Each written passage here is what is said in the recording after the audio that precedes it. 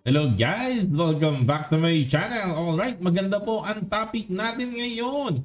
Problemado na naman po ang China sa kanilang currency na yuan. Ano ang impact nito sa Philippine stocks?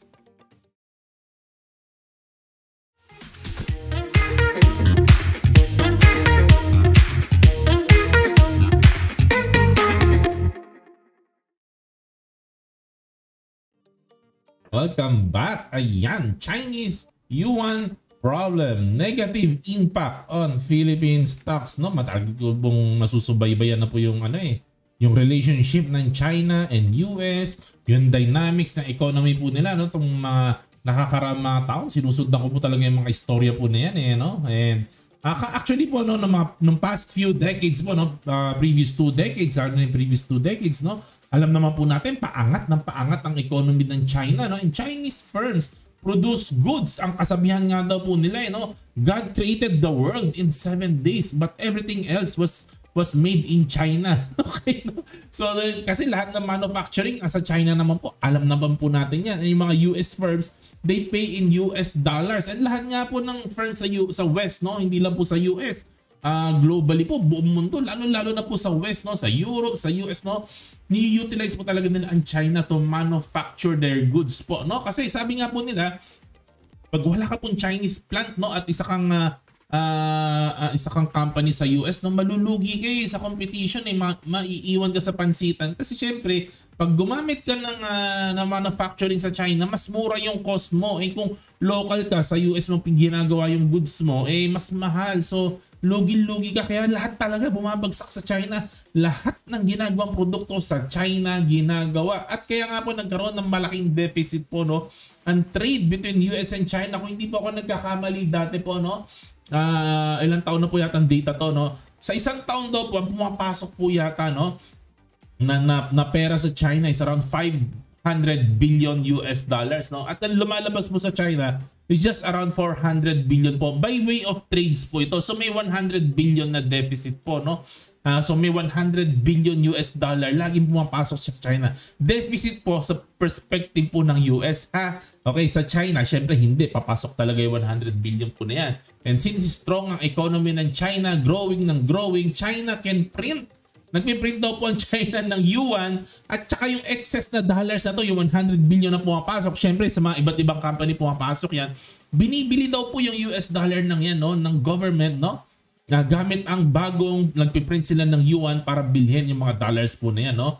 Binibili from their citizens. So, ang daming dollars ng government. And ano ginagawa doon sa mga dollars po na yan? Binibili ng US treasuries, no? Ayan, US treasuries. Kaya nga po, nung habang gumagalaw ang panahon, ito from year 2000 hanggang 2022, padami ang US Treasury na hawak po ng China. At nag-peak po ito, no? Yan, mga 2014, 2016, nag-peak po yan. Kaya lang recently po, since 2017, medyo nagbabawas na po ng US Treasury position ng China.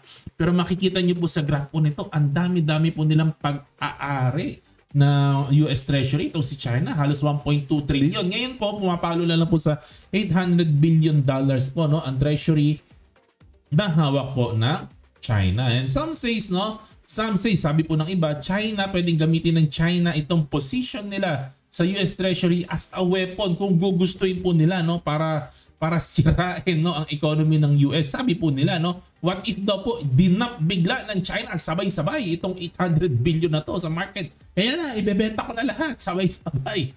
Magka-crash po ang US Treasury, magka-crash ang yield po niyan. So, sabi po nila, no, pero hindi naman po nangyari. Dahan-dahan lang naman po dinadump ng China po ito. Kasi baka rin po magkaroon ng effect po ito sa buong mundo kapag ganun po. At tamaan din po ang China, no. Pero ngayon po, at present time, ang sabi po ngayon, no, sa mga bali-balita po, no, malaki po ang problem ng yuan kasi lalo na mahina po ang economy ngayon ng China. Hindi pa rin po bumabalik ang sigla ng economy ng China, tapos yung yuan po nila parang nagde-depreciate, no. So nalock po ang China into a currency battle at umaasa po ang gobyerno na sana hindi po mag-depreciate ang yuan versus the dollar. Important po, no, versus the dollar. Sana hindi na po mag-depreciate ang yuan, no, kasi for domestic currency trading, China's central bank now sets a daily approved range for the yuan to fluctuate within just 2% on either direction. Kinokontrol po ng central bank ng China ang trading na hindi po mag-fluctuate na ng beyond 2% either way, kasi kung lalagpas po bigla yan ng 2%, baka po maging detrimental po sa economy ng China, baka po maging sobrang negative ang impact po nito sa China. Kasi po pag nagkaroon ng malaking selling pressure, no, to exchange the yuan for other currency, lalo-lalo na ang dollar, no, malaking problema po yan, no? Malaking problema po yan, kaya kailangan po ng dramatic intervention from their government, no? Bakit kailangan ng intervention? Kasi po kapag rapid po ang currency movement, pag rapid po, no, may serious economics consequences po yan. May serious economic consequences po yan. Yung sudden decline in yuan's value make imports, yung import papasok ng China, masyado pong magiging mahal at mababawasan po ang purchasing power ng country. Okay. At magiging ano po, no, ang stocks and bonds po ng China ay magiging falling knife. Para po itong magiging falling knife. Bakit ko po nasabi, no? Kasi nga po, kapag nag-i-invest po tayo, halimbawa po hindi po tayo taga-China, hindi naman taga China.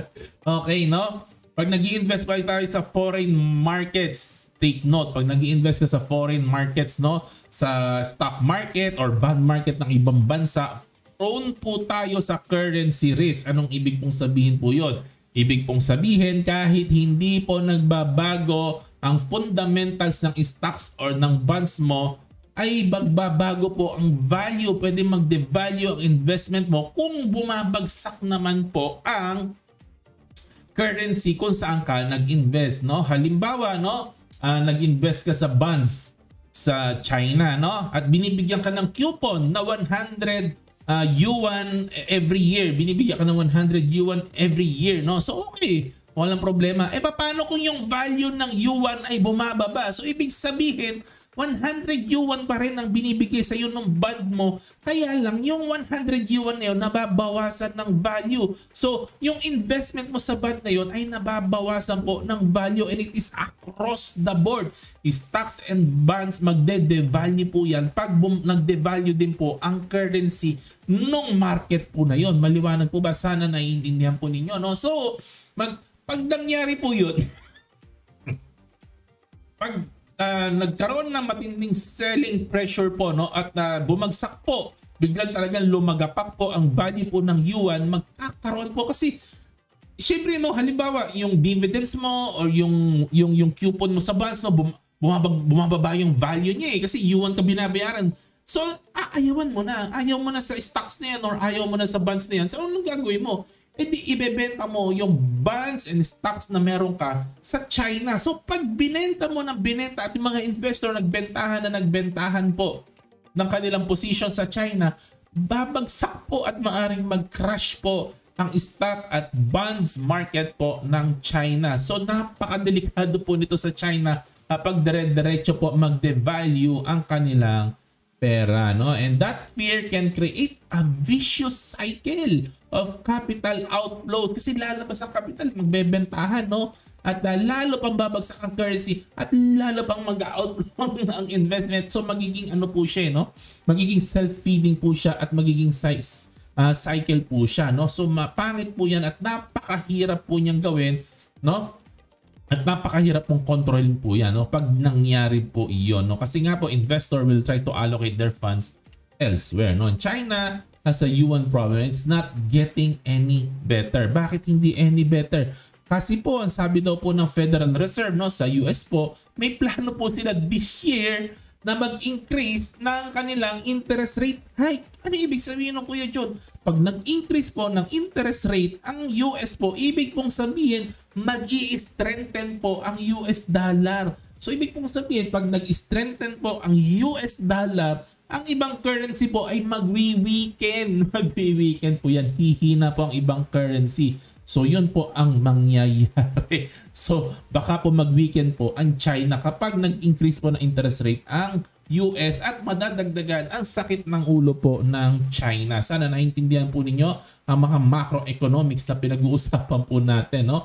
Pwede mag-strengthen ng dollar and will further weaken yuan. Yes, This is all bad news for Chinese officials and we hope to make yuan a more widely used currency internationally. Kasi syempre, pangarap po ng Chinese government po no, na mapalitan po nila, no, maging mapalitan nila US dollar para ito yung maging currency worldwide. Pero kung magwiwika naman po ito at magkakaroon mga ganitong problema, baka hindi po maging matuloy po yung ganon na pangarap po nila. And while the Chinese government has succeeded in preventing the yuan from trading outside of its approved range since 2014, the necessity of intervention at all carries a high reputational cost. No? Kasi recurring top-down efforts to interfere with the yuan's value, usually to strengthen it, don't exactly inspire widespread faith in holding the yuan over other currency or investing in Chinese financial asset. Kasi pag nakikita mo na masyadong minamanipulate ng government ang currency niyo, di lalo ka nawawala ng tiwala sa currency po na yun. Yung po ang ibig pong sabihin po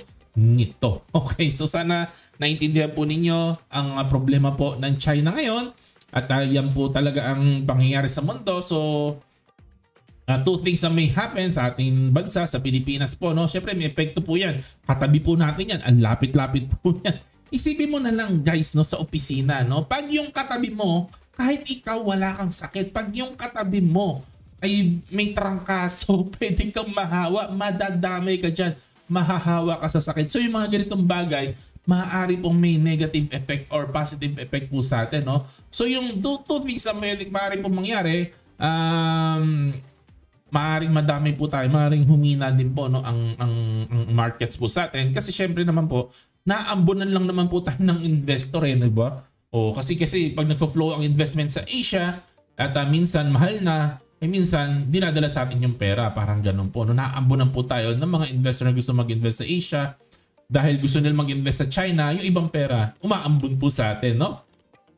And another thing po, yung the opposite, pwede rin po mangyari kung umalis ang investor sa China, baka maghanap sila ng iba, malay mo sa atin naman po ito pumunta. At yun naman po ang mga gusto ko pang pag-isipan po ninyo ngayon, no? Pero ako po, nakikita ko po dito dahil matagal-tagal pa ang problema ng China, baka hindi pa rin po talaga lumipad ng ating market, no? Para lang po sa akin pong palagay. Pero kayo guys, no, ano ang sa tingin po ninyo sa nangyari dito sa China? Is it something na sa tingin nyo magkakaroon ng malaking epekto sa ating stock market sa Pilipinas? No? Hopefully, ako lamang po, no? Hopefully, sana gumanda rin po ang Philippine stocks, no? Kasi kung tumagal-tagal itong market na mga 2-3 taon pa, baka maubos na po lahat ng company sa Pilipinas, kakadelis, no? Kasi syempre opportunistic itong mga malalaking mga malalaking capital, no? Kasi binibili nila yung mga maliliit na company, dilis na sila ng dilis kasi sobrang mura po ng stocks. Yun po, no? At yun lang po ang kwentuhan po natin today. Sana may natutunan po kayo. And please, share nyo rin po yung mga nalalaman po ninyo, no? Mag-exchange po tayo ng ideas tungkol sa economy at mga ganyan-ganyan po. Disclaimer lang naman po, ang mga ito, basahin nyo na lang po, no? On your own. Like, subscribe, share, hit the notification bell. Kwento pati sa comment section. To God be the glory. Happy investing. God bless. Bye-bye.